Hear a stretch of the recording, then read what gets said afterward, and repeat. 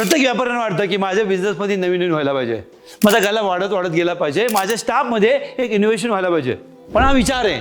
आता विचार जर साकार करायचा असेल तर आपल्याला आजच्या तारखेला नॉलेज वाढवावं लागेल. नॉलेज, कारण की जे आपल्याला नॉलेज आहे ते तर आहेच आहे, क्या बात आहे, पण ते नॉलेज नाही आहे जे नॉलेजची आजच्या तारखेला गरज आहे. आणि ते माहिती करून घेण्यासाठी आपल्याला नॉलेज वाढवणं गरजेचं आहे. जेव्हा नवनवीन नॉलेज आपण शिकू, मग आपल्या बिझनेसमध्ये जे वाटतं ना, अरे मला नवीन इनोव्हेशन केलं पाहिजे, स्टाफमध्ये नवीन पाहिजे, माझ्या बिझनेसमध्ये, माझ्या प्रोडक्टमध्ये, आणि सगळं नवीन होण्यासाठी एक इनपुट वाढवायचे. काय?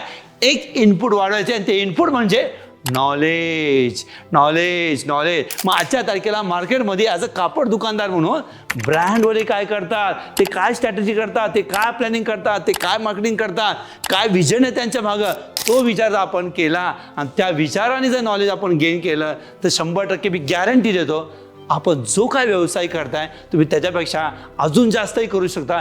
कारण नवीन इनपुट तुम्ही द्याल तर नवीन आउटपुट 100% येणार आहे. थिंक करा.